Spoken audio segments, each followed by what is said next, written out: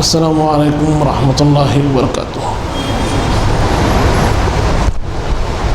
نحمده ونصلي ونسلم على رسوله الكريم وعلى آله الطيبين الطاهرين وأصحابه الأكرمين أجمعين وعلى من تبعهم بإحسان إلى يوم الدين، أما بعد. قال تعالى في شأن حبيبه الكريم: إن الله وملائكته يصلون على النبي يا أيها الذين آمنوا صلوا عليه وسلموا تسليما اللهم صل على سيدنا محمد وعلى آل سيدنا مولانا محمد وبارك وسلم۔ برادران عزیز، جیسے آپ سب سماعت فرما رہے تھے کہ ہم اہل بیت اطہار کا ذکر کر رہے ہیں اور فضائل اہل بیت اطہار کو سننے کی سعادت حاصل کر رہے تھے۔ اللہ تبارک و تعالی نے جا بجا قرآن مجید میں اہل بیت اطہار کا ذکر فرمایا۔ احادیث کریمہ میں حضور پاک صلی اللہ علیہ وسلم نے اہل بیت اطہار کا ذکر کیا، ان کی محبت کی اہمیت کو بتایا، اور خصوصیت کے ساتھ امام حسن امام حسین علیہ السلام کی جو محبت ہے اور جو مقام و مرتبہ حضور پاک کے پاس ہے، اللہ تبارک و تعالیٰ کے پاس ہے، وہ تمام فضائل حضور پاک نے ہم کو بتائے۔ اب جب ہم ان فضائل کو سنتے ہیں تو یقیناً ذہن میں خیال ضرور آتا ہے کہ یہ معرکہ ہوا کیسے، کہ آخر ایسی کیا وجہ بن گئی، حالات ایسے کیا ہو گئے کہ جن کی محبتوں کے چرچے تھے انہی کے ساتھ ظلم و ستم ڈھایا گیا، وہی شہزادوں کو بھوکا پیاسا رکھ کر شہید کر دیا گیا۔ اس سے پہلے ایک بات جو اکثر لوگوں کے ذہنوں میں گشت کرتی ہے، اس اشکال کو بھی دور کرنا میں سمجھتا ہوں کہ ضروری ہے۔ جب ہم محرم کی بات کرتے ہیں، غم حسین کی بات کرتے ہیں، اس غم میں بہنے والے آنسوؤں کی بات کرتے ہیں، تو لوگوں کے ذہنوں میں کچھ سوال رونما ہوتے ہیں، اور لوگ سوال کرنے لگتے ہیں کہ یہ غم اتنے 100 سال بعد بھی کیوں ہے، اس کی وجہ کیا ہے؟ دادا پیر قبلہ نے اس کو بڑے ہی پیارے انداز میں واضح کر دیا۔ اس کی تشریح دیکھیں گے تو احادیث کریمہ میں ہم کو واضح طور پر اس کے دلائل حاصل ہوں گے۔ دادا پیر قبلہ نے فرما دیا کہ خلیق اس واقعے سے قبل روتے تھے رسول اللہ، خلیق اس واقعے کے قبل روتے تھے رسول اللہ، انہی کے پیروی میں ہم بھی اب آنسو بہاتے ہیں۔ یعنی غم حسین کا منانا، غم حسین کا اظہار کرنا، اور اس غم میں اپنے آپ کو مغموم کرتے ہوئے آنکھوں سے آنسوؤں کا بہہ جانا، یہ حضور پاک صلی اللہ علیہ وآلہ وسلم کی سنت ہے۔ برادران عزیز، مسند امام احمد بن حنبل میں حدیث موجود ہے، طبرانی میں یہ حدیث کو نقل کیا ہے، دو الگ الگ طرق سے یہ حدیث ہم کو ملتی ہے، ایک اما جان بی بی ام فضل رضی اللہ عنہا سے ملتی ہے، اور ایک مولا علی مشکل کشا سے، اور ایک بی بی ام سلمہ سے۔ بات جو روایت ہم کو حاصل ہوتی ہے کہ بی بی ام فضل رضی اللہ عنہا فرماتی ہیں کہ ایک وقت کی بات ہے، میں امام حسین علیہ السلام کو حضور کی بارگاہ میں حاضر کری، اور حضور پاک صلی اللہ علیہ وسلم نے شہزادے کو لیا اور بڑی ہی محبت و شفقت کے ساتھ آپ سے کھیلنے لگے۔ بی بی ام فضل فرماتی ہیں کہ میں منظر دیکھی، کچھ کام یاد آیا تو میں اپنے کام سے حجرے مبارک سے باہر نکلی اور کام کر کر جب واپس لوٹی تو میں نے دیکھا کہ حضور پاک صلی اللہ علیہ وسلم کی آنکھوں سے آنسو رواں ہیں۔ حضور پاک صلی اللہ علیہ وسلم اپنے شہزادے کو اپنے گود میں لیے ہوئے ہیں اور رو رہے ہیں، بے ساختہ رو رہے ہیں، آنکھوں سے آنسو رواں ہیں۔ آخر بات کیا ہے؟ جب انہوں نے عرض کیا کہ یا رسول اللہ، آپ کے اس غم کی، اس رونے کی وجہ کیا ہے؟ تو حضور پاک صلی اللہ علیہ وسلم نے آپ کو سمجھایا، آپ کو بتایا کہ اے ام فضل، ابھی میرے پاس ایک فرشتہ حاضر ہوا ہے اور وہ فرشتہ مجھ سے یہ خبر دیا ہے، یہ بات سنایا ہے کہ یہ میرا شہزادہ حسین جو ہے اس کو میری ہی امت شہید کر دے گی، اسی لیے مجھے اپنے قلب پر ایک ایسا رنج، ایسا غم محسوس ہوا کہ جس کی وجہ سے آنکھوں سے آنسو رواں ہو گئے۔ ابھی شہادت کو بہت وقت باقی ہے، 50 برس سے زیادہ باقی ہے، لیکن حضور پاک صلی اللہ علیہ وسلم جب شہادت امام حسین کا ذکر سنتے ہیں، جب اس کی خبر سنتے ہیں تو آپ کے آنکھوں سے آنسو رواں ہو گئے، آپ نے اس شہادت کے غم کو محسوس کیا۔ ایک اور حدیث پاک بی بی ام سلمہ فرماتی ہے کہ حضور پاک صلی اللہ علیہ وسلم نے مجھے بیان فرمایا کہ ام سلمہ، میرے شہزادے حسین کو میری امت شہید کر دے گی، اور فرشتے نے مجھ سے پوچھا کہ اگر آپ فرمائیں تو میں وہاں کی مٹی بھی لا کر دے سکتا ہوں، تو حضور پاک نے فرمایا لاؤ، مٹی لا کر دو، تو وہ فرشتہ مجھے مٹی تک لا کر دیا ہے، اور ام سلمہ یہ مٹی آپ رکھ لو، اور جب یہ مٹی خون بن جائے تو سمجھ جانا کہ میرا شہزادہ حسین شہید ہو۔ برادران عزیز، حضور پاک صلی اللہ علیہ وسلم واضح طور پر بتاتے ہیں، اپنے غم کا اظہار فرماتے ہیں، اور بی بی ام سلمہ کو وہ مٹی دے دیتے ہیں اور فرماتے ہیں کہ جب یہ مٹی خون ہو جائے تو سمجھ جانا کہ میرا شہزادہ شہید ہو گیا، یعنی حضور جانتے ہیں کہ اس وقت تک کون باحیات رہنے والے ہیں۔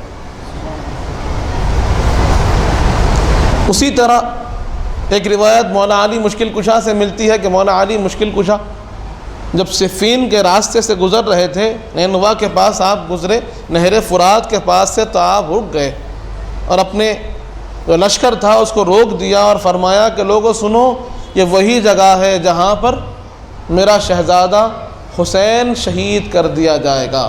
حضور پاک صلی اللہ علیہ وسلم نے ہمیں اس جگہ کی نشاندہی فرمائی، وہاں پر آپ نے اپنے غم کا اظہار کیا۔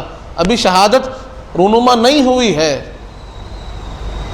اس سے پہلے بھی غم کا اظہار ہو رہا ہے۔ اور اس کے بعد پھر بی بی ام سلمہ رضی اللہ عنہا روایت فرماتی ہیں، سنن ترمذی کی حدیث ہے، حضرت ابن عباس رضی اللہ عنہما روایت فرماتے ہیں، دو الگ الگ روایتوں میں۔ درود شریف پڑھیے، اللہم صلی علی سیدنا محمد وعلی آل سیدنا مولانا محمد مبارک وسلم۔ برادران عزیز، تو میں عرض کر رہا تھا کہ الگ الگ دو روایتوں میں ہم کو ملتا ہے۔ کیا بات بتائی گئی کہ جب 10 محرم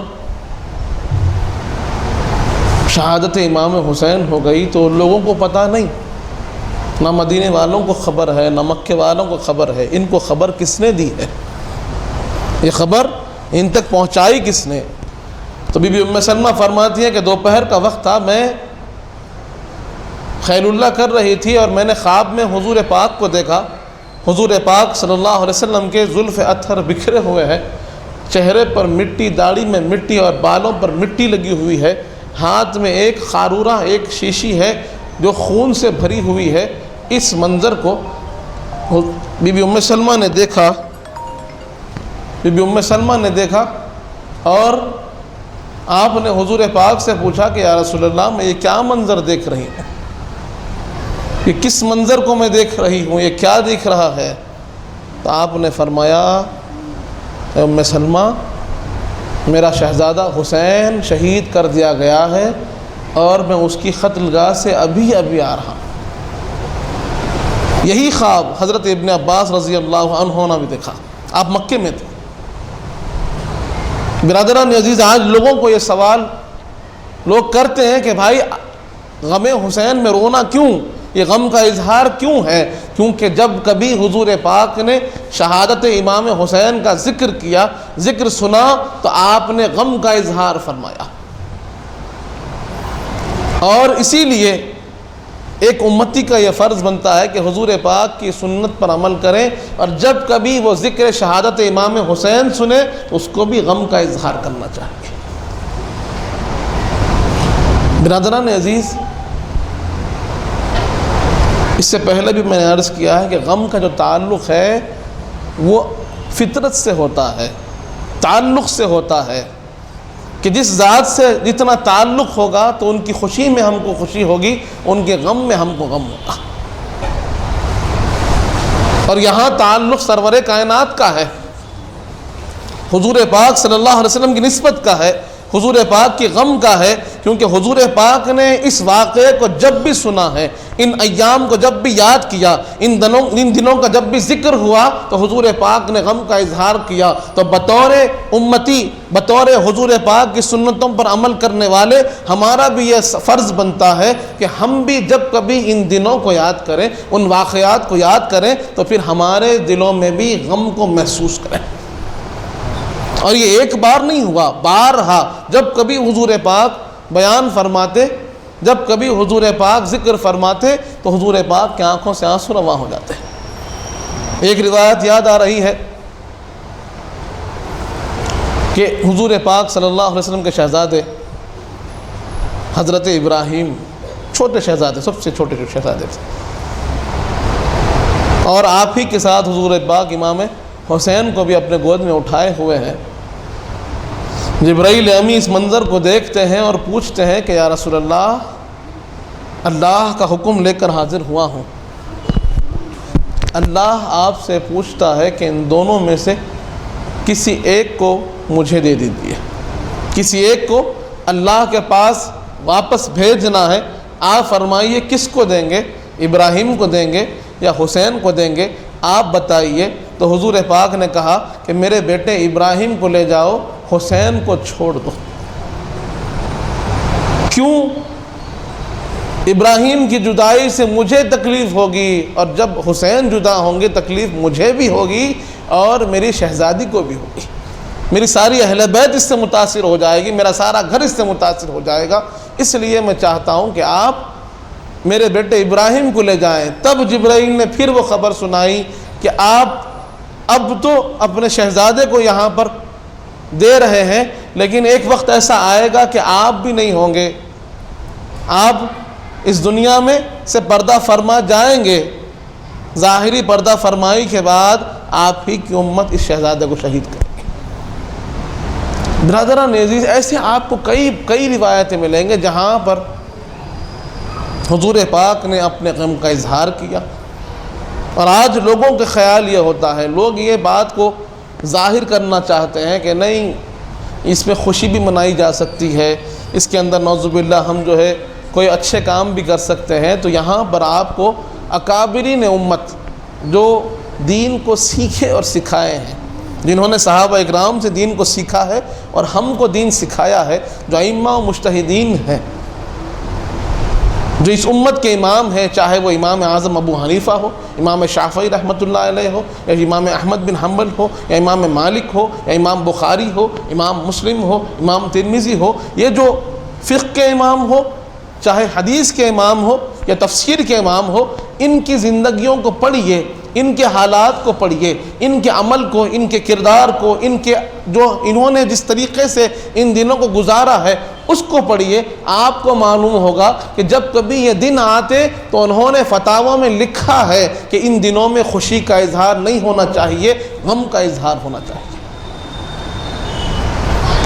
اور یہ بات بھی سچ ہے کہ غم کا اظہار دائرہ شریعت میں ہو، کہ شرعی دائرے سے باہر نہ ہو۔ غم کا اظہار ویسے ہو جیسے حضور پاک نے کیا، غم کا اظہار ویسے ہو جیسے صحابہ کرام نے کیا، غم کا اظہار ویسے ہو جیسے مولا علی نے کیا، لیکن غم کا اظہار تو ہونا چاہیے۔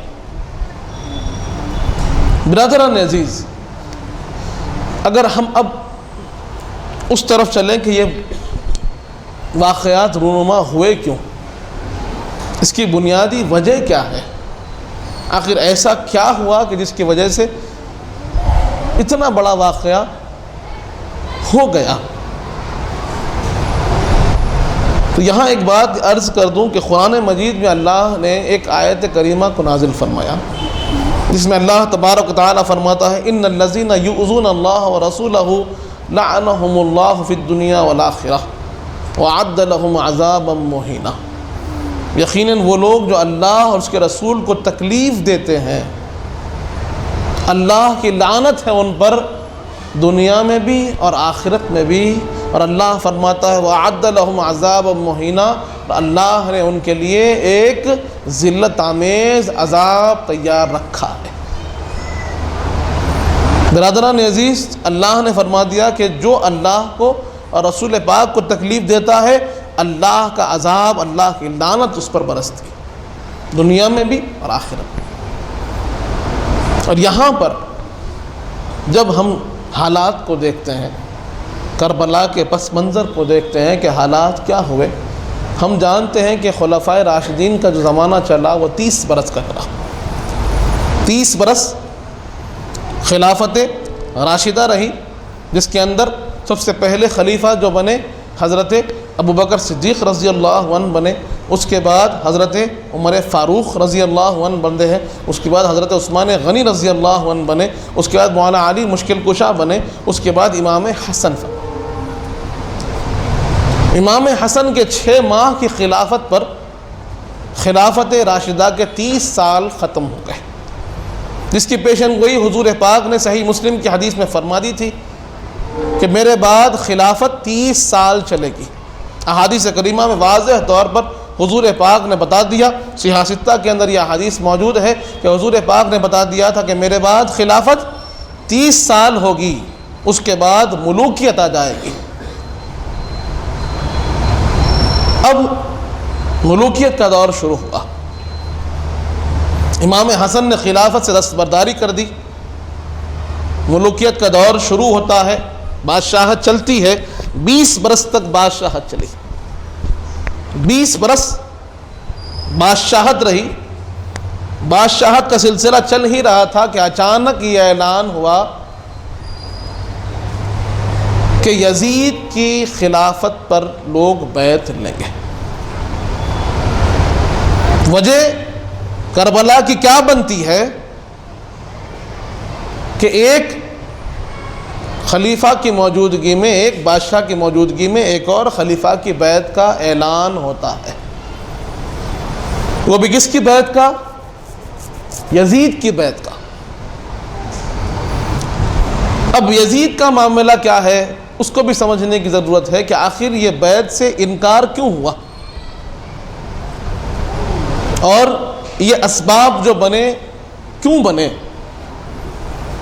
کہ معاملہ یہ ہوا کہ اب جتنے گورنر تھے، سارے گورنر اس بات کو اعلان کرنے لگے، چاہے وہ بصرہ میں ہو، چاہے شام میں ہو، چاہے کوفہ میں ہو، چاہے مدینہ منورہ میں ہو، چاہے پھر مکہ مکرمہ میں ہو، کہ وہاں کے ہر گورنر نے ممبر پر اعلان کر دیا کہ اب سب کو یزید کی بیعت کرنی ہوگی۔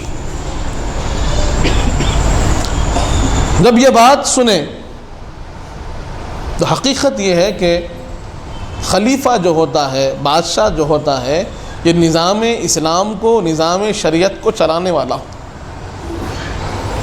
اور یزید کا کردار جو تھا وہ انتہائی خراب کردار کا حامل، اس کے اندر ہر ایک خرابی موجود تھی، اور جس کے تعلق سے حضور پاک نے واضح طور پر فرما دیا تھا کہ میری امت کا معاملے کو سب سے زیادہ کوئی خراب کرے گا تو وہ یزید ہوگا۔ آج لوگ یزید کو بھی جو ہے بچانا چاہتے ہیں، اس کو بھی نیکوکار جنتی بنانا چاہتے ہیں، اور اس کے لیے ایک حدیث پاک کو پیش کرتے ہیں۔ وہ حدیث پاک بھی آپ کے سامنے رکھ دوں، اس کا کلیریفیکیشن بھی رکھ دوں تاکہ بات سمجھ میں آ جائے کہ اکثر لوگ حدیث قسطنطنیہ جسے کہا جاتا ہے اس حدیث پر بہت زیادہ زور دیتے ہیں اور کہتے ہیں کہ بھائی حدیث قسطنطنیہ سے یہ ثابت ہوتا ہے کہ یزید جو ہے وہ نیک تھا۔ کیسے؟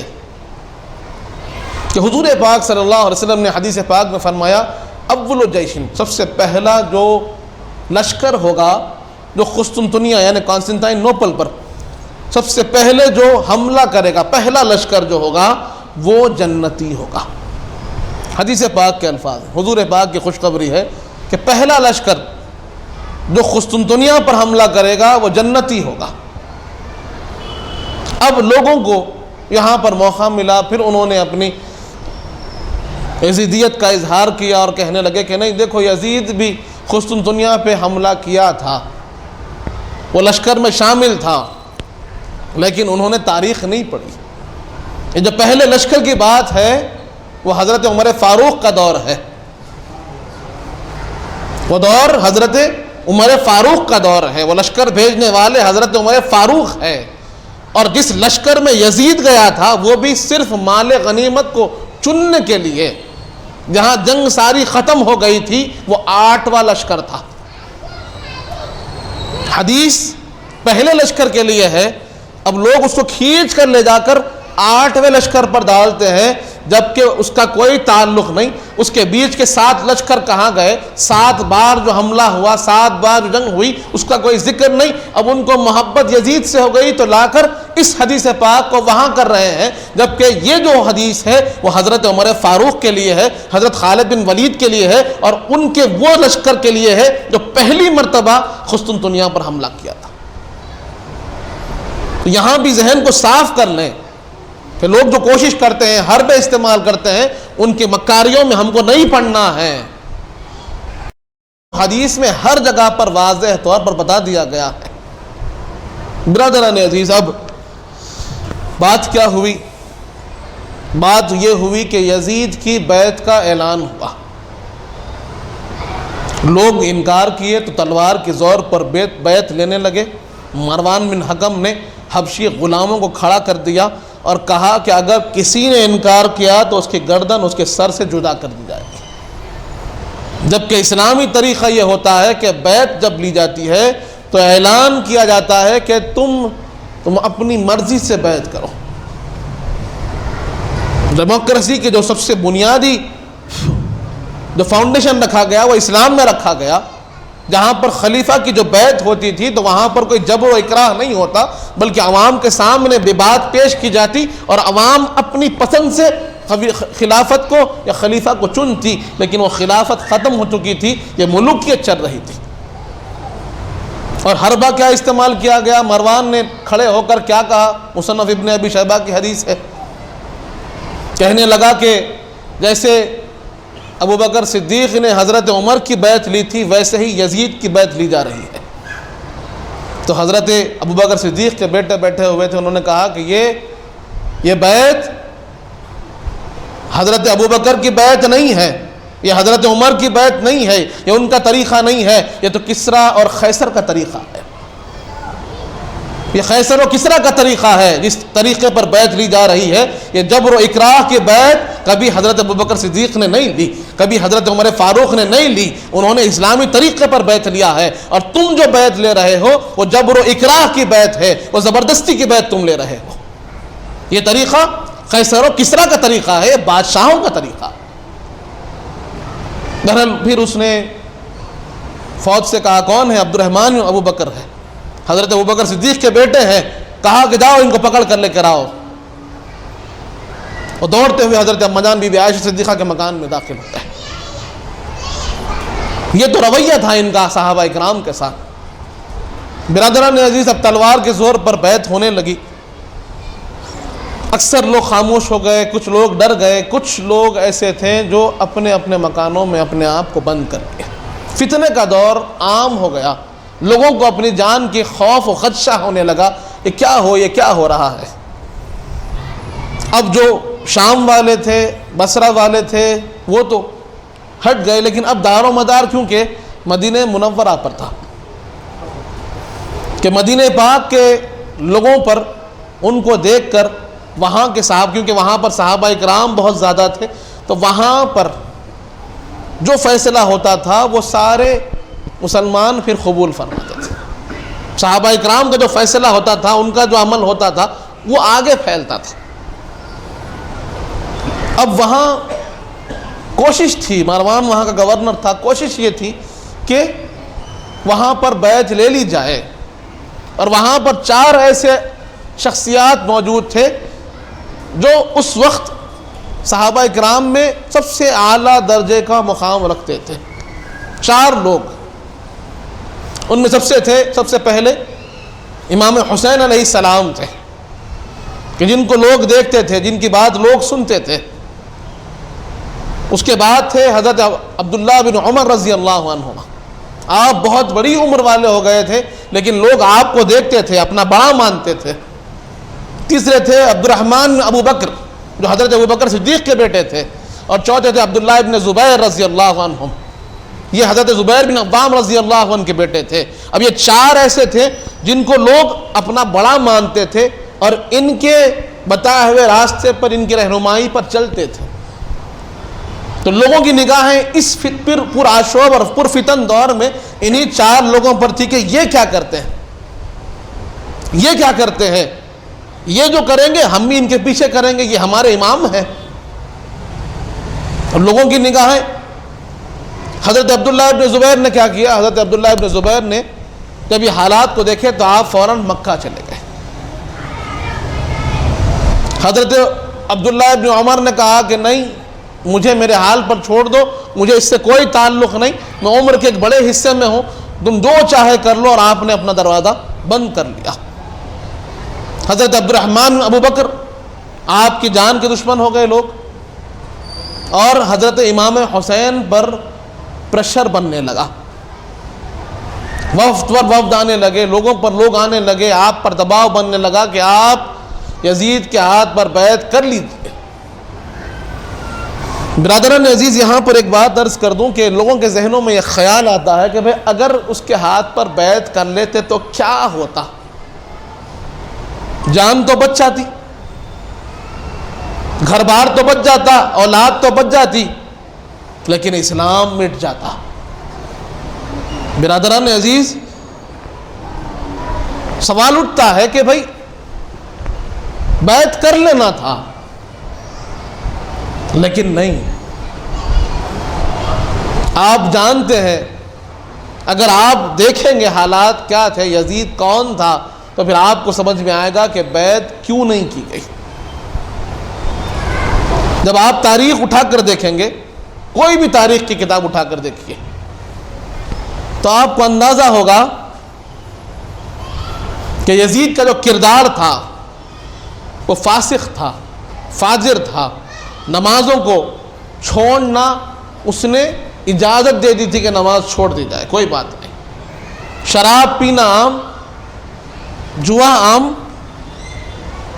رضائی ماؤں کے ساتھ نکاح کو اس نے جائز کر دیا.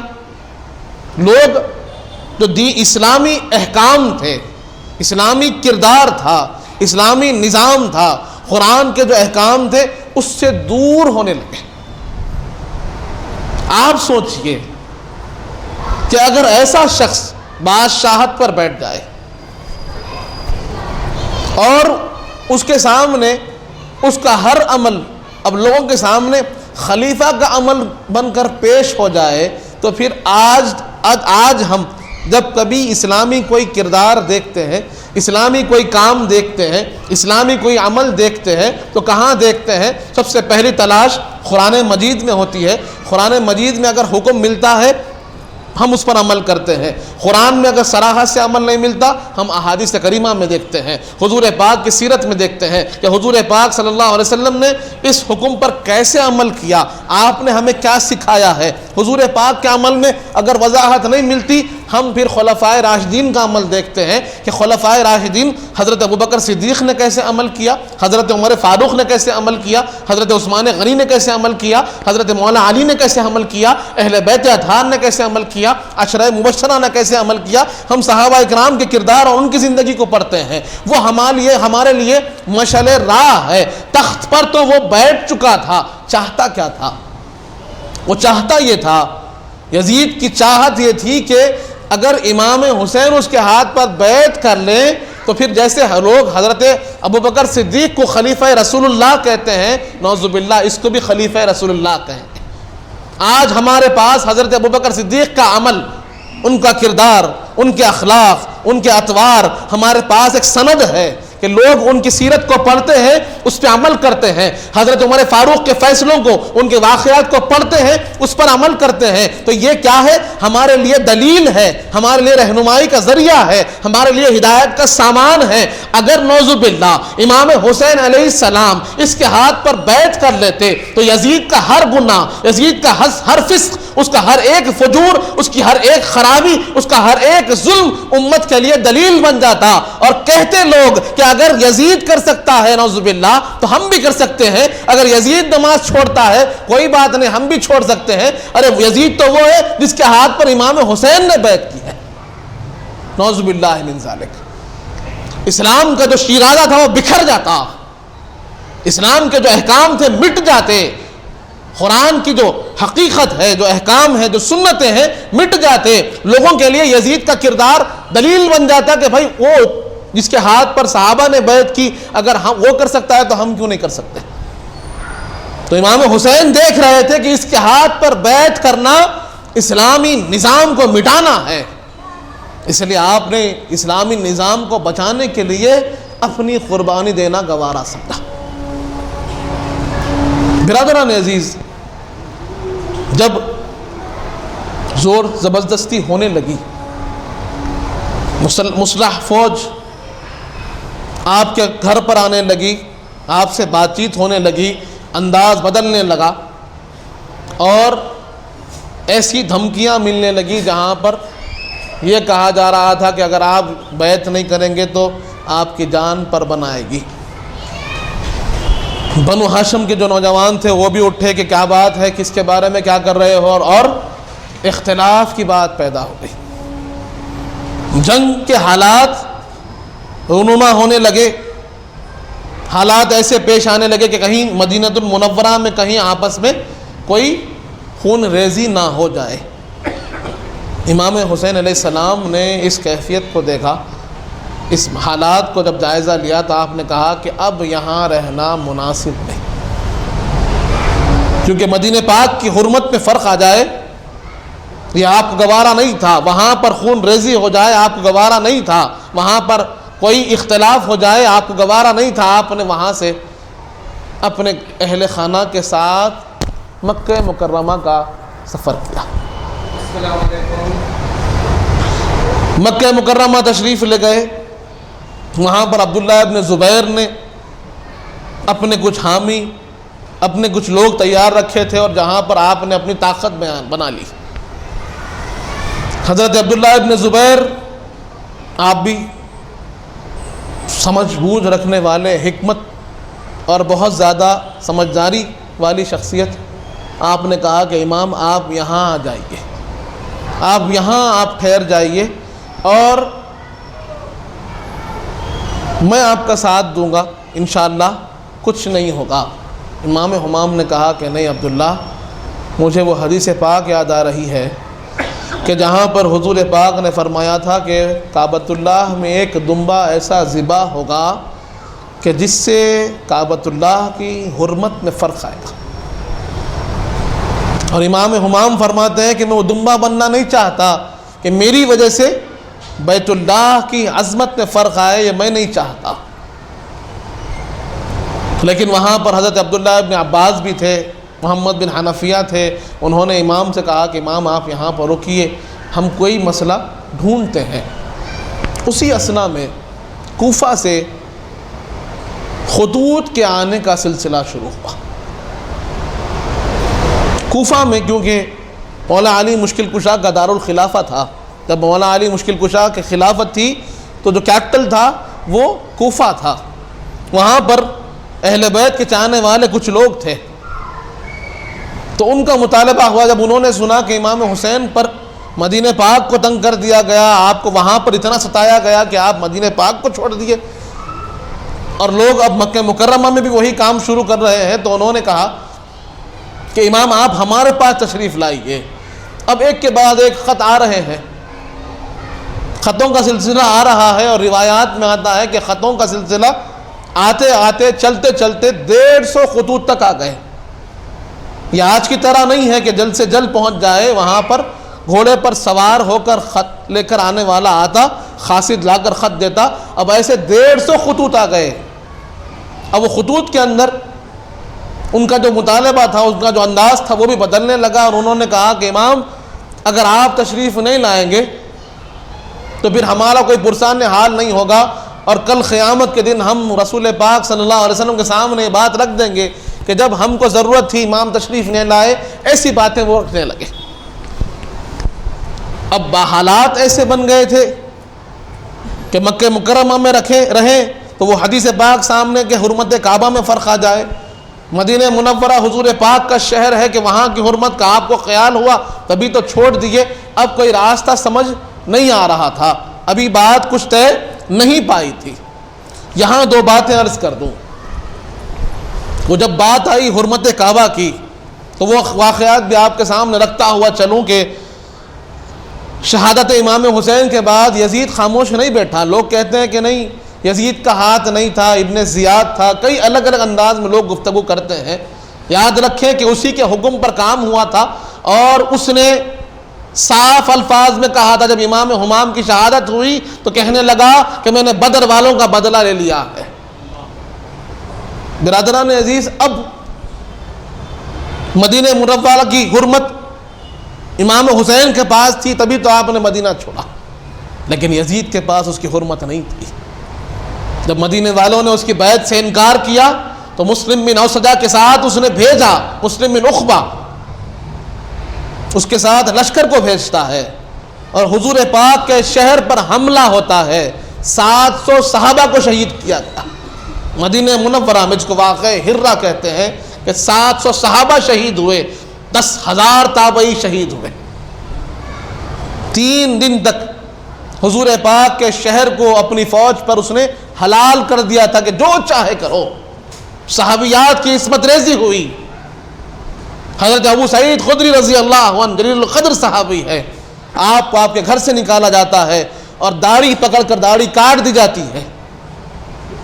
حضرت سعید بن مسیب رضی اللہ عنہ فرماتے ہیں، جلیل القدر تابعی ہے، آپ فرماتے ہیں مجھے گھر جانے کا موقع نہ ہوا تو میں مسجد نبوی شریف میں ہی بیٹھ گیا، ممبر کے نیچے چھپ گیا، اور میں دیکھتا تھا کہ وہ لا کر ممبر رسول کے پاس گھوڑوں کو باندھتے ہیں، اونٹوں کو باندھتے ہیں۔ 3 دن تک مسجد نبوی شریف میں نہ اذان ہے، نہ اقامت ہے، نہ نماز ہے، گھوڑے اور اونٹ اس مسجد نبوی شریف میں باندھ دیے گئے۔ اور حضرت سعید بن مسیب فرماتے کہ میں ایک دیوانے کی جیسا بیٹھے رہتا، لوگ مجھے دیوانہ سمجھتے اور چھوڑ جاتے، اور نماز کا وقت ہو رہا ہے نہیں ہو رہا ہے کیسا معلوم ہوتا؟ تو آپ کہتے کہ مجھے خبر رسول سے آواز آتی، رسول پاک کی خبر انور سے مجھے اذان کی آواز آتی تو معلوم ہوتا کہ نماز کا وقت شروع ہوتا۔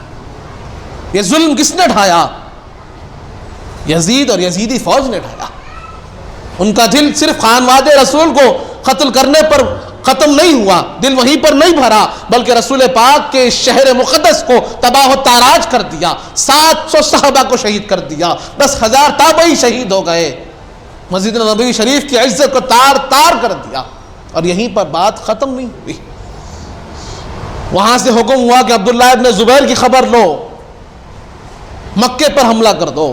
اللہ کے گھر پر حملہ کیا گیا، بیت اللہ پر حملہ کیا گیا، اور منجنیقوں سے ایسے پتھر کی برسات ہوئی، آگ کے گولے بنا کر ڈالے گئے کہ بیت اللہ کا دیوار ٹوٹ گئی، بیت اللہ کا غلاف جل گیا، عبداللہ ابن زبیر صحابی کے بیٹے، خود صحابی ہیں، ان کو نکال کر قتل کر دیا گیا۔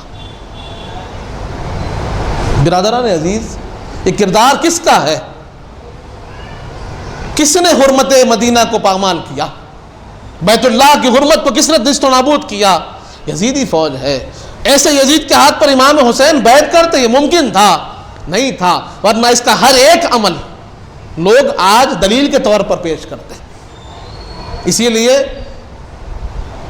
حضرت خواجہ غریب نواز فرماتے ہیں کہ شاہ است حسین، بادشاہ است حسین، دین است حسین، دین پناہ است حسین، سرداد نداد دست در دست یزید، حقاں کے بنا الہ الہ است حسین۔ کہ اس وقت لا الہ الا اللہ یعنی دین کی جو حفاظت کی ضرورت تھی، دین کے احکام کی حفاظت کی ضرورت تھی، قرآن کے احکام کو بچانے کی ضرورت تھی، اس کے لیے امام ہمام نے اپنے آپ کو قربان کر دیا، اپنے بچوں کو قربان کر دیا، اور اسلام کو باقی رکھا، اسلامی نظام کو باقی رکھا۔ وہ جو انقلاب برپا ہونا تھا، وہ جو لوگ خوف کے مارے خاموش ہو گئے تھے، ان کی زمینوں کو جھنجھوڑنا تھا، ان کی ہمتوں کو ابھارنا تھا، ان کے ایمان کو جگانا تھا، اس کے لیے امام ہمام نے اپنی شہادتیں دی، تبھی تو ان کا ایمان جاگا اور انہوں نے یزید کی بیعت سے انکار کیا، تبھی تو یزید کی بیعت توڑی گئی، امام کی اسی ہمت پر توڑے ہیں۔ قربانی امام حسین کے بعد ایک انقلاب برپا ہوا۔ برادران عزیز، لوگ آج اس کو سمجھتے نہیں۔ آج جو ہم پڑھ رہے ہیں قرآن، جو احادیث ہمارے سامنے ہے، یہ احسان ہے امام حسین کا، ان کی قربانیوں کا، ورنہ ان تمام چیزوں کو مٹا دیا جاتا۔ اب جب کوفیوں کے بہت سے خطوط آنے لگے، خطوط کے ساتھ اب وفد در وفد لوگ آ رہے ہیں، آ کر ملاقات کر رہے ہیں مکہ مکرمہ میں کہ آئیے امام، آئیے امام، ہمارا کوئی پرسان حال نہیں، ہم آپ کے ساتھ رہیں گے۔ لوگوں نے کہا کہ کوفہ کے لوگ ساتھ چھوڑ دیتے ہیں، انہوں نے مولا علی کے بھی ساتھ چھوڑا ہے، امام حسن کا بھی ساتھ چھوڑا ہے، امام آپ کا بھی ساتھ چھوڑ دیں گے، آپ ان کے ساتھ جانے سے تھوڑا سا احتیاط کیجیے۔ اب راستہ، معاملہ ایسا تھا کہ کوئی راستہ سمجھ نہیں آ رہا تھا، کس طرف چلیں؟ مدینہ پاک کو واپس جائیں تو وہاں کی حرمت کا خیال، مکہ مکرمہ میں رہے تو وہاں کی حرمت کا خیال۔ امام حسین علیہ السلام نے فرمایا کہ میں اپنے بھائی امام مسلم بن عقیل کو بھیجتا ہوں، پہلے امام مسلم جائیں گے، جا کر وہاں کے حالات کا جائزہ لیں گے۔ یہ آپ کے چچازاد بھائی ہیں امام مسلم بن عقیل رضی اللہ عنہ علیہ السلام، آپ کو امام ہمام نے ذمہ داری دی کہ مسلم آپ جائیں گے اور آپ جا کر وہاں کا جائزہ لیں گے کہ کوفہ کے حالات کیا ہیں، ان کا کہنا اور وہاں کے حالات میں کتنی سچائی ہے۔ اگر وہاں کے حالات سازگار ہیں، یقیناً وہاں اگر ہم رہ سکتے ہیں، اطمینان و سکون ہے، تو یقیناً وہاں جائیں گے۔ اب اسی سلسلے میں امام مسلم بن عقیل اپنے دونوں شہزادوں کے ساتھ کوفہ کی طرف رواں دواں ہوتے ہیں تاکہ وہاں کے حالات کا جائزہ لے اور امام کو اس کی خبر دے۔ کوفہ کی طرف امام مسلم نکلے ہیں، اور جب آپ کوفہ میں داخل ہوئے تو وہاں کے جو گورنر تھے نعمان بن بشیر، وہ ایک نیک صالح اور اہل بیت کو چاہنے والے تھے۔ انہوں نے دیکھا گورنر تو یزیدی حکومت کے تھے، لیکن اہل بیت کو چاہنے والی شخصیت نعمان بن بشیر رضی اللہ عنہ، تو انہوں نے خاموشی اختیار کی۔ امام مسلم کے آنے پر سارا شہر باہر نکل آیا، امام مسلم سے ملاقات کرنے کے لیے سارا شہر باہر ہے۔ وہاں کے جتنے سردار تھے، حضرت سلیمان ہے وہ مل رہے ہیں، قاضی شرح ہے وہ مل رہے ہیں، ام ہانی ہے وہ مل رہے ہیں، سب آ کر مل رہے ہیں۔ امام مسلم کا استقبال ہو رہا ہے، اور جوق در جوق لوگ، ہزاروں لوگ آ کر ملاقات کر رہے ہیں اور کہہ رہے ہیں کہ آپ آئے ہیں، یا رسول اللہ کے بھتیجے ہیں، آپ تشریف لائے ہیں، استقبال ہوا، لوگ ملاقات کیے، آپ کے ہاتھ پر لوگوں نے بیعت کی اور لوگوں نے آپ کے ساتھ یہ بھروسہ دلایا، یہ آپ کے سامنے یہ بات پیش کی کہ ہم امام حسین کے انتظار میں ہیں اور ان کے ساتھ رہنے والے ہیں۔ روایات میں آتا ہے کہ 24,000 لوگ آپ کے ساتھ ملاقات، ایک روایت کے مطابق 12,000 ہے، ایک روایت کے مطابق 24,000 ہے، ایک روایت کے مطابق 40,000 تک لوگ آپ کے ساتھ ہوتے ہیں۔ اب امام مسلم نے جب یہ حالات دیکھیں کہ حالات سازگار ہیں، یہاں پر اہل بیت کے چاہنے والے لوگ موجود ہیں، اور اگر امام یہاں تشریف لائے تو یہاں پر آپ کو کوئی دقت نہیں ہوگی، امام مسلم نے کیا کیا کہ آپ نے امام حسین علیہ السلام کو خط روانہ فرمایا کہ امام آپ تشریف لا لیجیے، آپ تشریف لا لیجیے، یہاں کے حالات سازگار ہیں، آپ آ جائیے۔ یہ خط امام حمام کی طرف روانہ فرمایا، اور ایک اور خط کوفہ سے گیا یزید کے پاس۔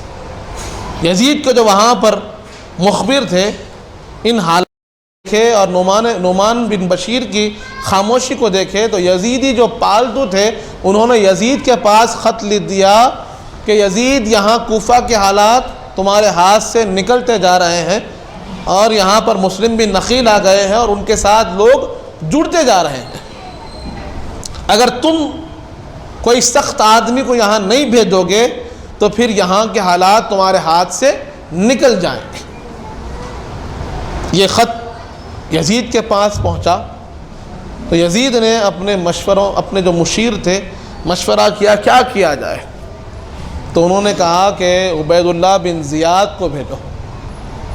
عبید اللہ بن زیاد یہ زیاد کا بیٹا تھا اور بصرہ کا گورنر تھا، تو بولا گیا کہ نہیں، وہاں سے اس کو کوفہ کا گورنر بناؤ، نعمان بن بشیر کو ہٹاؤ اور عبید اللہ بن زیاد کو بھیجو، یہ ایک ظالم ہے، یہی جا کر قابو پا سکتا ہے۔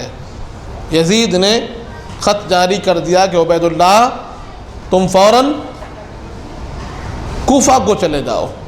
اب عبید اللہ بن زیاد جو ہے یہ انتہائی ظالم اور مکار مزاج کا شخص، اس کو جب وہاں کے حالات کا پتہ چلا تو اس نے کہا کہ اگر ایسا ہی چلے جاؤں گا تو میری بھی جان کے مشکل پڑ جائے گی۔ اس نے ایک تدبیر اپنائی، اس نے کیا کیا،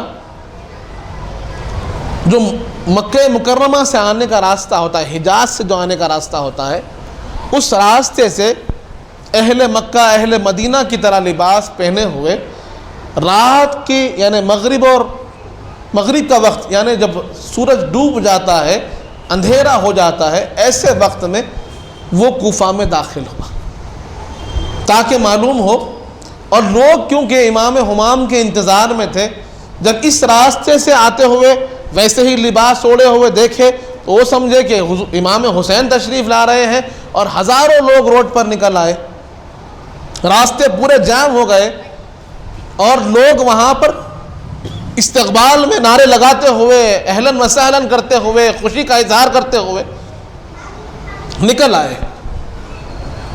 اب یہ خاموش دیکھ رہا ہے، اس کے ساتھ 4-5 لوگ ہیں، دیکھ رہا ہے کہ حالات کیا ہے، کہ ہزاروں لوگ ان کی تائید میں ہیں، کیا کیا جائے۔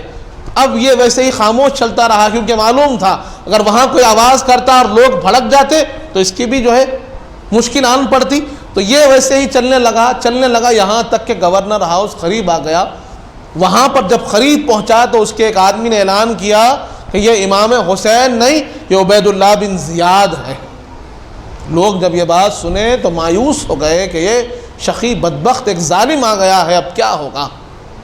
وہ گورنر ہاؤس میں گیا اور وہاں کے جتنے سردار تھے، جتنے وہاں کے بڑے تھے، جتنے قبیلوں کے سردار تھے، جو اہم کردار، اہم پوسٹ رکھتے تھے، ان سب کو جمع کر لیا۔ جمع کر میٹنگ کرنے لگا کہ کیا بات ہے، تم یزید کے خلاف میں کیوں جا رہے ہو، کیا تم کو نہیں معلوم ہے؟ اور قبیلے کے سرداروں کو سب کو اس نے کیا کیا، قید میں لے لیا۔